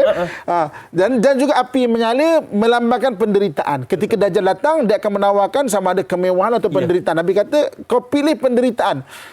Kau tak ada makan, tak ada apa, rezeki daripada Allah SWT. Jangan ambil daripada Dajjal. Sebab fitrah dia besar. Takut terikut dengan Dajjal itu. Maknanya pilihlah benda yang bagi Dajjal itu beri sengsara, tapi itulah yang akan menyelamatkan kau. Itu satu perumpamaan yang diberi oleh Nabi SAW. Okey. Kemudian soalan yang keduanya mengenai ada ke orang yang menunggu Dajjal ini? Ada ke gerakan menunggu Dajjal? Sebenarnya ada. Okey.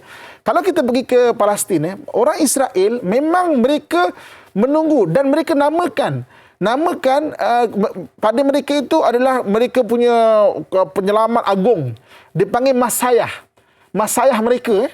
Jadi maknanya Masayah dan mereka kempenkan untuk menyediakan tapak kedatangan Masayah mereka, dan mereka memang sebut Masayah mereka akan datang daripada timur. Berdasarkan hadis Nabi SAW, Dajjal akan berasal dari timur.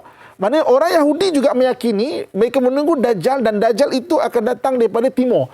Masayah mereka datang daripada timur. Jadi cara mereka menunggu dengan berbagai-bagai cara. Antaranya adalah daripada hadis Nabi SAW, Nabi kata besok perang akhir zaman antara orang Islam dan penyembah Dajjal. Antara banyak penyembah Dajjal ni daripada orang Yahudi yang tidak beriman. Ada juga Bani Israel yang beriman. Dan orang Yahudi tidak beriman. Jadi maknanya semua batu-batu dan pohon-pohon mengeluarkan satu gelombang yang boleh difahami. Ya ibadar Rahman, wahai hamba Allah, di belakang ini ada pengikut-pengikut Dajjal, tangkap mereka. Ada Yahudi pengikut Dajjal, tangkap mereka. Kan? Semua pokok-pokok dan batu-batu mengeluarkan satu gelombang bahasa yang boleh difahami, kecuali satu pokok bernama pokok Gharqad. Gharqad ni bahasa saintifik pokok oleander. Pokok oleander ni atau pokok Gharqad ini dia adalah sebahagian daripada pengikut-pengikut Dajjal. Okey. Pada 2012, ujung 2012, orang Israel kempenkan untuk tanam pokok Gharqad ini. Kempen kan 2012 dan dia sekarang buat kempen lagi. Dia buat kempen bagi anak benih tanam pokok Gharqad. Dan pokok Gharqad ni berada di mana-mana. Pokok Gharqad ni dia tak besar. Dia tinggi kita sikit, tapi dia rendang. Dia ada batang macam ini, kerana dia punya daun macam ini lah. Dia menutup. Jadi maknanya orang nyorok dalam tu memang tak perasan. Jangan tanam pokok rokok dekat belakang rumah kita. Nanti pengikut Dajjal menyogok kat situ. Tiba-tiba jauh di situ. Tapi okey, satu soalan juga yang menarik.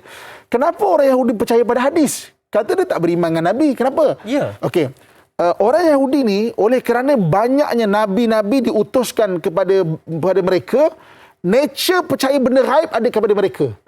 Sebab banyak nabi-nabi kan bawa cerita perkhabaran akhirat sebagainya kan. Nature percaya benda gaib ada pada mereka. Dan orang Yahudi ni dia memang percaya pada perkhabaran gaib dan nature dia.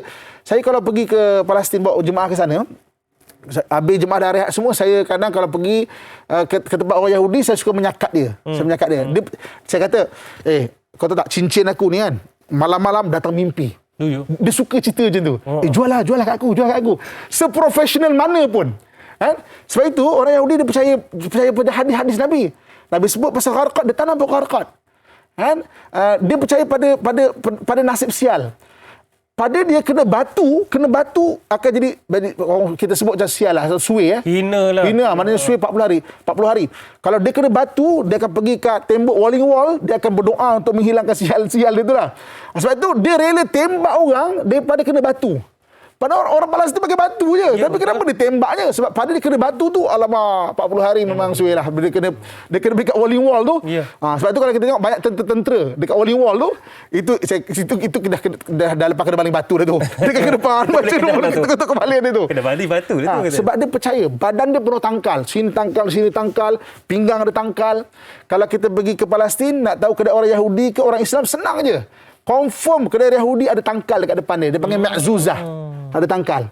Sebab tu orang Yahudi percaya dia tanam pokok gharqad, dia percaya pada hadis-hadis Nabi SAW dan sebagainya. Kan? Tu sikit Ustaz. Katakanlah mereka percaya pada hadis. Bukankah dalam hadis menceritakan tentang Dajjal itu adalah Mesiah yang palsu? Ya. Itu yang peliknya orang Yahudi. Okey, Bani Israel adalah bangsa. Jadi ada orang kata, kau ni benci orang Yahudi, apa pasal kan? Dia orang manusia juga. Bani Israel bangsa. Bani Israel yang engkar dipanggil Yahudi. Itu ada beza. Sebab tu kita bukan tak suka Bani Israel. Bani Israel ada yang beriman. Kan? Tapi yang Yahudi ni, ataupun kalau sekarang Zionis kan? Maksudnya itu yang memang engkar, mungkar, memang pelik lah. Maknanya memang percaya pada hadis-hadis perkhabaran gaib yang dipilih-pilih. Itu dalam Quran Allah sebut, afatu'minuna bi ba'dil kitab? Apakah kamu beriman dengan sebahagian saja kitab dan kamu meninggalkan benda yang lain? Itu memang perangai dia. Memang dia percaya pada hadis itu. Tapi memang dia tak beriman lah. Dia tak beriman. Dia percaya pada, dia suka perkhabaran gaib, dia suka. Cerita gaib. Okey, saya pernah tanya dia. Saya kata, come on. Ariel Sharon kan 5 tahun koma. Saya kata kau punya perubatan tinggi. Kau tahu Ariel Sharon tu sebenarnya memang dah brain death, dah koma, mati dah. Kenapa kau masih lagi manusia simpan? Dia kata tak. Dia kena sihir dengan orang Islam. Kami sedang cuba mengubat dia ni. Lepas 5 tahun saya kata, apa cerita? Sihir orang Islam kuat sangatlah. Kita pun mesti ada mati je lah. Dia percaya benda-benda sihir, dia percaya tau. Yeah. Dan memang pun benda-benda tu agak kuat juga di sekitar dia orang tu sebenarnya.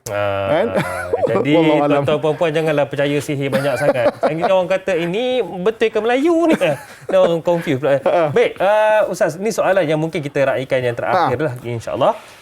Kata Muhammad Izzuddin, katanya Assalamualaikum Ustaz, Da'i Hadari dan juga warga kru. Waalaikumsalam. Mengapakah Allah tidak menyebut lafaz Dajjal dalam Al-Quran?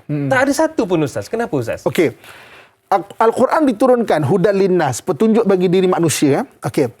Siapakah yang paling memahami Al-Quran? Nabi SAW. Sebab itu kalau kita nak mentafsir Quran, kaedah dia ada kaedah dia. Pertama daripada Quran, tafsir Quran dengan ayat Quran. Kemudian Quran dengan hadis Nabi SAW, barulah dengan ulama yang muktabar, ulama tafsir. Tak jumpa, barulah kita guna ilmu kita dengan kias. Tak boleh kita ambil Quran terus kias terus, lompat terus. Kan? Okey. Jadi dalam ayat-ayat Quran mengenai hari kiamat, ditanya oleh sahabat, bagaimana tanda hari kiamat? Maka Nabi ceritakan Nabi elaboratekan. Itu yang Nabi cerita melalui hadis-hadis Nabi SAW. Maknanya, macam mana hari kiamat itu berlaku? Macam mana keadaan hari kiamat? Macam mana? Jadi itu yang dielaboratekan. Walaupun tidak disebut dalam Quran, tapi disebutkan hadis. Dan hadis Nabi SAW ini, Al-Quran sendiri sebut, Nabi itu, وَمَا يَنْتِقُ عَنِ الْهَوَىٰ إِنْ هُوَ إِلَّا وَحْيُ يُوحَىٰ. Dia tidak bercakap melainkan wahyu yang diturunkan kepadanya. Wallahu a'lam. Okey, sikit lagi Ustaz. Laila Dila Rosa, kita nak raikan juga soalan daripada beliau di Facebook ini. Katanya, Assalamualaikum Ustaz dan Da'i. Kehancuran, apakah tiada sedikit pun kebaikan pada Dajjal ini? Ataupun adakah ia hanya sekadar datang untuk membawa kehancuran kepada umat Islam, Ustaz? Okey. Jadi sebenarnya, ginilah. Kadang-kadang ada orang yang jahat. Dia nampak macam buat baik. Tapi dia ada benda yang dia nak daripada kita. Maksudnya ada sesuatu yang terselindung sebalik. Okey. Berapa ramai penjenayah memerangkap mangsa dia dengan kebaikan? Berapa ramai? Nampak baik. Jenayah seksual. Okey, jenayah gores dan menang. Penipuan-penipuan. Berapa ramai yang demikian? Nampakkan kemewahan. Nampakkan kemewahan, kebaikan saya bagi apa, tapi dia buat jenayah. Dan banyak orang yang terlibat dengan jenayah seksual sebenarnya daripada orang yang dikenal. Bukan orang yang tak dikenal, tiba-tiba menceroboh. Jangan orang yang dikenal sebenarnya. Macam tu juga Dajjal. Jadi seolah-olah, okey, kau nak kesembuhan kan? Dia nampak dia macam berbuat baik, tetapi dia nak tarik orang itu untuk merosak keimanannya supaya ke akhirat. Maknanya sengsara ke akhirat. Allah. Rosak keimanan, na'udzubillah. Kalau kita panggil jenayah iman lah, ataupun jenayah akidah. Contoh macam dalam enactment yang berada di negara kita pun, negara ada jenayah kesalahan syariah. Betul. Dari sudut akidah, dari sudut syarak dan sebagainya kan. Maksudnya jadi jenayah yang merosakkan akidah umat Islam, yang akhirnya maknanya merosakkan. Dan kalau dia kata dia sembuhkan satu orang pun sementara je. Orang tu tak ikut pun dia akan memudaratkan zahir orang itu. Dia akan seksa lah. Sebab itu beramai nak senang faham kita, analogi dia macam jenayah yang berlaku. Orang macam buat baik depan, tapi sebenarnya dia sedang mengambil kesempatan kepada mangsa-mangsa dia. Allah Akbar. Nampak baik Ustaz. Kita risau tu Ustaz. Dan saya yakinlah banyak lagi Ustaz akan kongsikan. Jadi para penonton boleh pergi ke Facebook dan juga Instagram Ustaz Muhammad Abdullah Al-Amin, dan insyaAllah banyak lagi akan dikongsikan oleh beliau. Tak sabar pula nak tengok Instagram Ustaz ni. Okey Ustaz, kita dah tahu, kita dah dapat ilmu pada pagi ini mengenai Al-Masih Dajjal, yang mana kita risau. Tapi dalam masa yang sama, sekadar risau tak boleh. Kita kena buat sesuatu. Jadi apa tindakan kita Ustaz? Okey. Dalam hadis Nabi SAW, ada dua benda yang kita amalkan. Yang pertama, dalam hadis Nabi, man hafidha 10 ayatin min awali suratul kahfi usima minad dajjal. Siapa yang menghafal takrifan membaca dan menghafal ni at least seminggu sekali lah kita baca. Ayat 1 sampai 10 surah Al-Kahfi, tak banyak satu muka surat lebih sikit saja, maka dia akan bebas daripada fitnah Dajjal. Dajjal tak akan nampak dia, Dajjal tak akan dekat dengan dia. Maksudnya pertama baca surah Kahfi ayat 1 sampai 10. Okey. Yang keduanya adalah hadis Nabi SAW. Nabi sebut selepas tahiyat akhir. Okey, kita baca tahiyat akhir ada baca wajib. Maknanya at-tahiyatul mubarakatuh salatu thayyibah sama asyhadu alla ilaha illallah sallallahu alaihi wasallam, ada selawat kan? Sampai selawat sebenarnya baca selawat Ibrahimiyah. Ibrahimiyah. Habis sebelum bagi salam, Nabi minta supaya kita baca doa. Ada 4 benda doa, banyak versi dia, antaranya adalah maknanya, tapi keempat-empatnya ada. Allahumma inni a'udzubika min adzabil qabri wa min adzabin nar. Ya Allah, aku mohon perlindungan daripada azab kubur dan azab api neraka. Wa a'udzubika min fitnatil mahya wal mamat. Minta perlindungan daripada fitnah hidup dan mati. Wa min fitnatil masihid dajjal. Dan minta perlindungan daripada al-masih dajjal. So, mungkin kita tak boleh nak baca ataupun hafal doa ini panjangan, tapi kenalah hafal. Kita boleh hafal benda lain, cuba ambil kejap lagi, tengok rujuk ustaz-ustaz kita, hafal benda ni.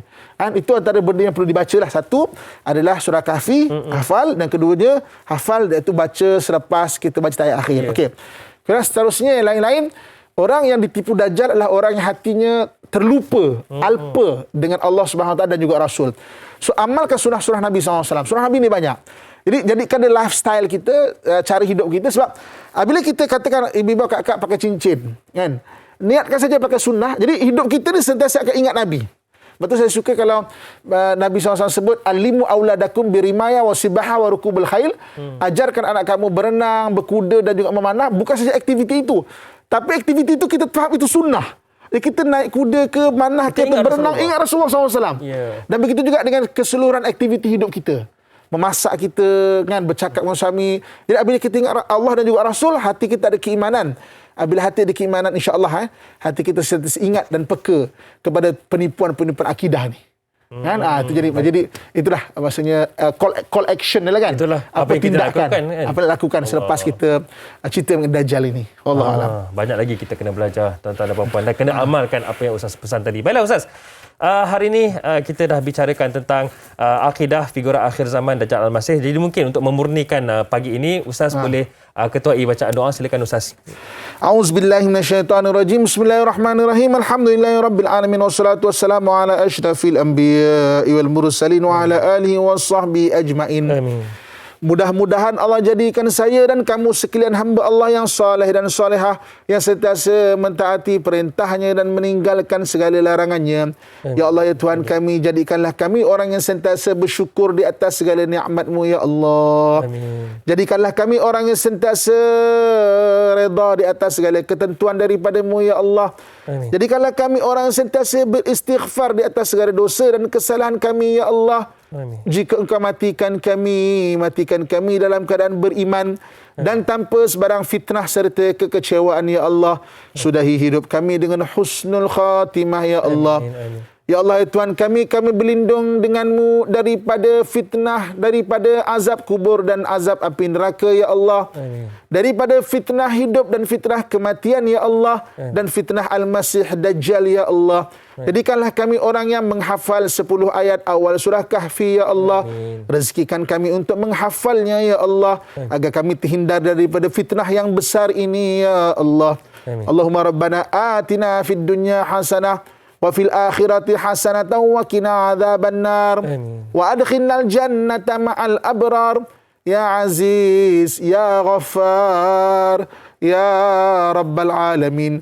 Wa sallallahu ala sayyidina wa maulana Muhammadin wa ala alihi wa sahbihi ajma'in. Walhamdulillahi Rabbil Alamin. Taqabbalallahu minkum. Inna minkum taqabbal ya karim. Terima kasih kepada Ustaz Muhammad Abdullah Al-Amin kerana sudi bersama dengan kami kongsikan topik kita hari ini, figura akhir zaman Dajjal Al-Masih. InsyaAllah kita akan bersama lagi di masa depan Ustaz, ya. InsyaAllah. Bila para penonton sekalian, memang benar kita risau akan segala fitnah yang ada, terutamanya fitnah yang bakal tiba, iaitu fitnah Dajjal yang bakal tiba satu masa nanti. Cumanya jangan lupa esok akan bersama dengan sahabat saya Da'i Hakim, kita akan sembangkan tentang 7 perintah Rasulullah SAW menolong orang lemah dan orang yang dizalimi. Panel kita Ustaz Muhammad Airfino Johari. Baiklah, walaupun risau tentang fitnah, apa-apa saja fitnah, terutamanya fitnah Dajjal, pegang teguhlah pada Al-Quran dan Sunnah, kerana itu sebaik-baik wasiat daripada Rasulullah SAW. Saya Da'i Hadari mohon permisi undur diri. Assalamualaikum warahmatullahi wabarakatuh. Terima kasih.